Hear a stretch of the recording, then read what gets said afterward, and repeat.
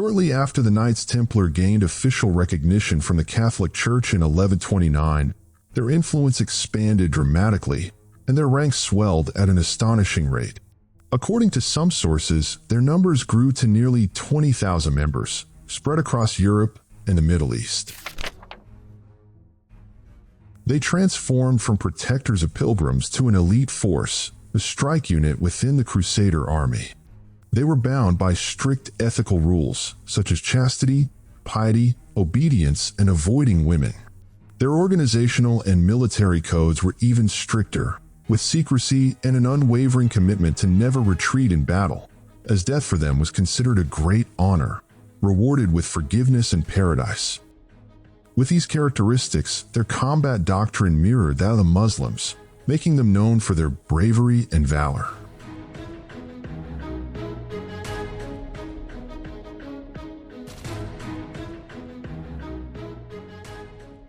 Within a few years, they established branches across Western Europe and possessed a vast fleet of ships. They also created a banking system allowing pilgrims to deposit their funds in their home countries and withdraw them upon reaching the Holy Land, thus safeguarding against theft along the journey. Their acquisition of vast tracts of land, the construction of castles, fortresses, and cathedrals, and their increasing wealth made them akin to a financial institution, a major bank, or an international bank, lending to kings and European nobles. Thus, they gained the ability to influence kings, create laws, and manipulate the destinies of nations to serve their interests, much as we see today.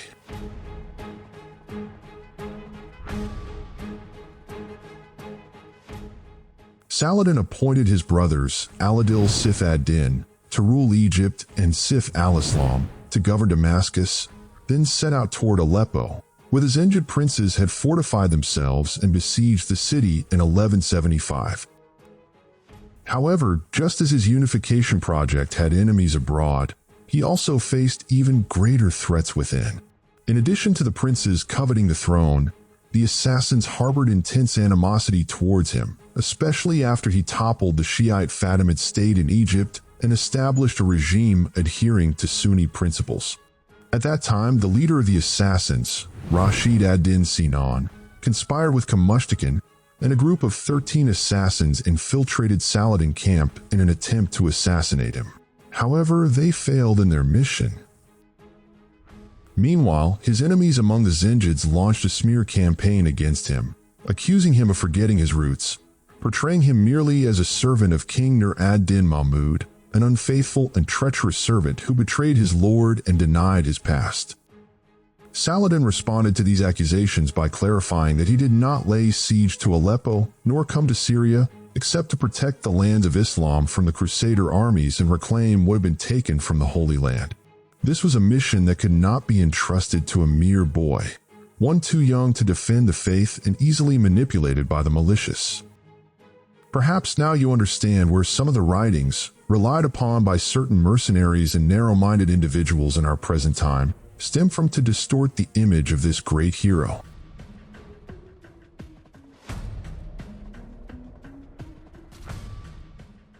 Saladin then led his forces to the city of Hama, swiftly recovering it from the Crusaders, and thereafter defeated the Zengids, reconciling with them and entering Aleppo. Thus, the Muslims united under a powerful and courageous leader, whose clear goal was the liberation of Jerusalem and the expulsion of the Crusaders from all of Islamic lands. Saladin then proclaimed himself king over the territories he had conquered, and the Abbasid Caliph granted him authority over Egypt, the Maghrib, Nubia, the Hijaz, Tahama, Palestine, and central Syria. The imams of the mosques began to call out his name in their sermons as Al-Malik al-Nasir. He then began preparations for his grand project to unify the Muslims under a single banner to confront the Crusaders and remove the threat posed by the Knights Templar from the body of the Islamic world.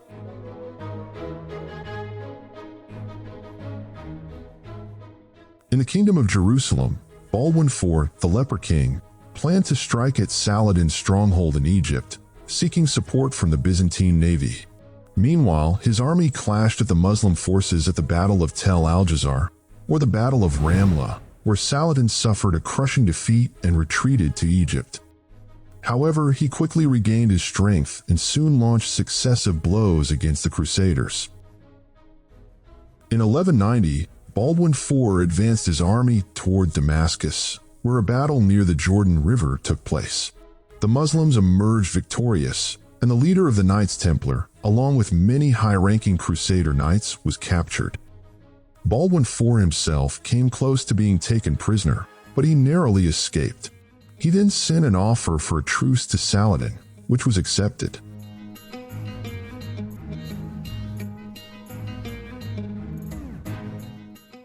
Not long after, Baldwin IV passed away, and the Patriarch of Jerusalem crowned Sibylla, Baldwin's sister, as Queen of the Kingdom of Jerusalem. She placed the crown on her husband, Guy de Lusignan, making him king. In 1187, the ruler of the Principality of Antioch, Renaud de Chatillon, known as Arnett, broke the truce and raided a commercial caravan traveling from Cairo to Damascus. He plundered it, killing and capturing its members. It was rumored that Saladin's sister was among the caravan, but this was never confirmed. Arnett was known for his recklessness, insolence, and brutality, as well as his deep hatred for Islam and Muslims, to the extent that he called on the Crusader Knights to attack Medina and Mecca, exhumed Prophet Muhammad's grave, and demolished the Kaaba, with the aim of humiliating Muslims and distracting Saladin from Jerusalem.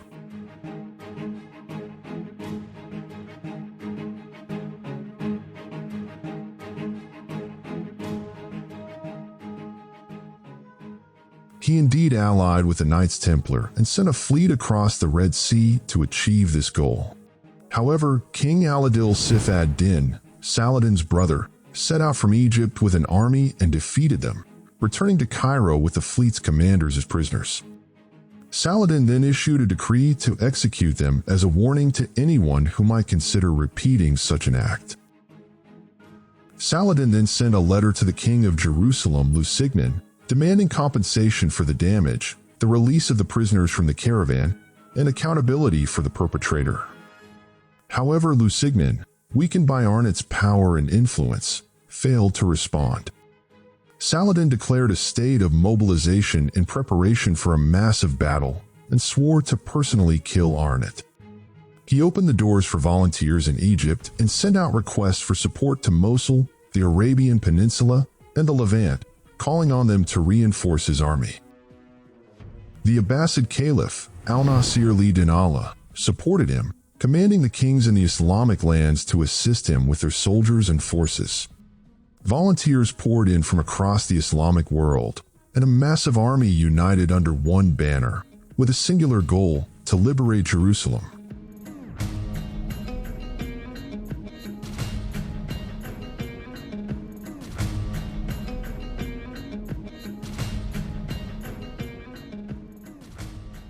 Saladin began the campaign with a siege of Tiberias, while the Crusaders mustered the largest army they had ever gathered since their arrival in the east, assembling at Sephuria. Their leaders debated whether they should march towards Tiberias to meet the Muslims there or wait for them. Prince Balian Diabolin believed that moving out to face Saladin was a mistake that would result in the army's destruction, leaving Jerusalem defenseless. However, Arnett, known for his recklessness and arrogance, opposed him and insisted on marching towards the Muslims. He was supported in this by the commander of the Knights Templar. So the decision was made to march and confront the Muslim army, which led the Crusaders into a catastrophic mistake. The journey was long, the summer sun relentless, and the water supplies distant. The wells along the route had been filled by the Muslims as part of Saladin's plan to lure them into exhaustion.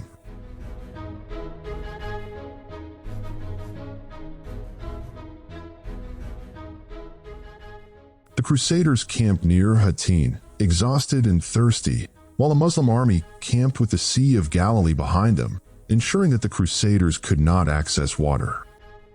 During the night, some Muslim soldiers infiltrated the Crusader camp and set fire to parts of it, depriving them of sleep and rest. Thus, all the elements for victory came together for the Muslims, with God's help and through meticulous planning. On the morning of the battle, the Crusader army was worn out and fatigued. The takbirs, cries of Allahu Akbar, rang out, shaking the earth, and the Muslims achieved a crushing victory at the Battle of Hattin in 1187. The Knights Templar, fierce and brave, fell like autumn leaves under the hooves of the Muslim soldiers. Many of the leaders, barons, and thousands of soldiers and knights surrendered, and a few hundred fled to the city of Tyre, seeking refuge behind its walls.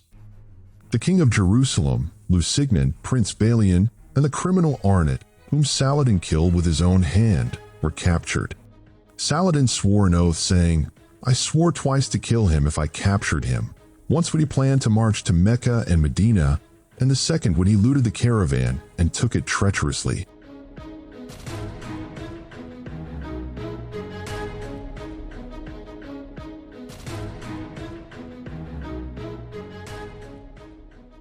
Then Saladin pardoned Balian, allowing him to return to Jerusalem on the condition that he would not stay more than one night. But upon reaching the city, Balian was urged by its people to stay and defend it. He worked to raise the morale of the disheartened soldiers and fortified the city walls in preparation for Saladin's imminent approach, as his path to Jerusalem was now clear. However, Saladin, a seasoned leader, recognized the need to liberate the coastal cities before Jerusalem to prevent them from becoming defensive pockets against him in the future.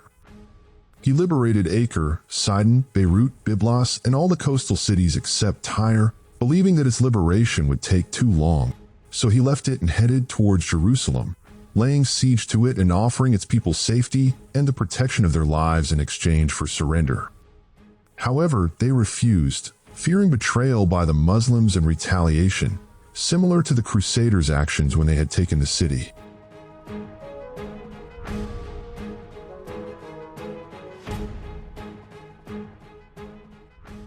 So Saladin began his assault on September 20th, 1187, but Balian put up a fierce defense.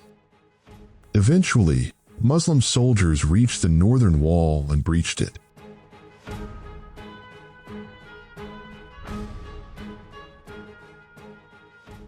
Balian realized that the city would inevitably fall and that continuing the defense would be futile, so he sent an offer of surrender to Saladin, requesting safety and the protection of lives, the same terms that had been offered earlier. Nevertheless, Saladin refused and insisted on unconditional surrender of the city. Balian had no choice but to surrender. Saladin treated the Crusaders with the generosity and kindness that Islam promotes, allowing all its inhabitants, civilians, soldiers, and knights, to leave safely in exchange for a symbolic ransom, covering the cost for those who could not afford it from his own personal funds. Even his enemies testified to his noble actions, recording them in their writings as examples of his generosity and honor.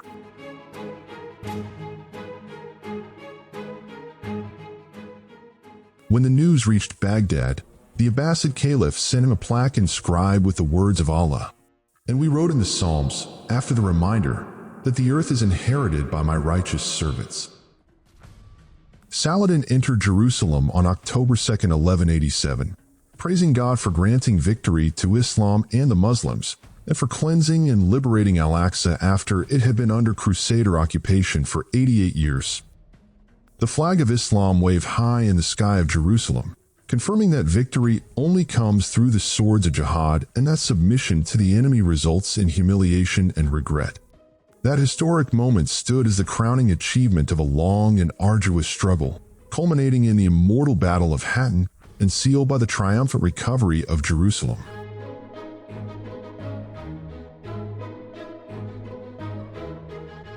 Saladin entered the Holy City, bringing to an end 88 years of Crusader occupation. He immediately set about purifying Al-Masjid al-Aqsa and the Dome of the Rock from all vestiges of Crusader presence. He ordered the removal of the massive cross that had loomed atop the dome, dismantled the partition wall that had split the mosque into sections, and restored its sacred space with sumptuous carpets and gilded lamps. Once again, its doors were opened to Muslim worshippers after being closed to them for decades. And despite his overwhelming military victory, he sought no revenge. Whereas the Crusaders had massacred tens of thousands of Muslims and Jews during their conquest of Jerusalem in the year 1099, Saladin chose the path of clemency. He displayed exceptional wisdom in his treatment of the city's inhabitants, proclaiming a general amnesty for all. He allowed the Eastern Christians Orthodox to remain in the city and permitted the Western Crusaders Catholics to depart in safety upon the payment of a modest ransom, a fee from which thousands of the impoverished were exempted. He even granted noble crusaders the opportunity to sell their possessions before departure and guaranteed them a safe passage to the coastal towns. In doing so, Saladin inscribed a singular chapter in the annals of history. As the liberation of Jerusalem was not merely a conventional military liberation, it was a testament to transforming martial triumph into a model of humane governance. Through his actions, he established new principles for dealing with liberated cities, principles rooted in compassion, guided by wisdom, and elevated by the highest forms of tolerance. These ideals earned him reverence across generations of historians, both Eastern and Western. None expressed this more poignantly than the distinguished English historian Stephen Runciman, who in his renowned work, A History of the Crusades, described Saladin's conduct as a unique example of chivalry in an age dominated by cruelty. Indeed, even some contemporary European sources, despite their inherent bias, were compelled to acknowledge his mercy and nobility, which far surpassed the norms of his era.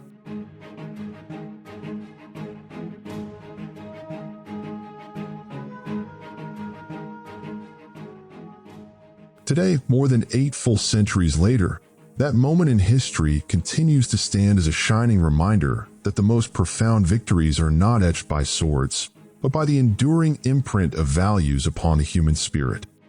It reminds us that true strength lies in harmony between martial valor and moral integrity, in the balance between defending one's rights and embracing the tenets of religious tolerance, between the exigencies of war and the aspirations of peace. Thus, it may rightly be said that the liberation of Jerusalem, under the leadership of Saladin, transcended its historical context to become a universal human model, one that should be offered to all of humanity today. It is a message of hope affirming that the most meaningful triumphs are those that leave behind a legacy of humanity, preserved in the memory of generations as a lesson in enlightened leadership, one that knows when to fight, how to prevail, and why to forgive.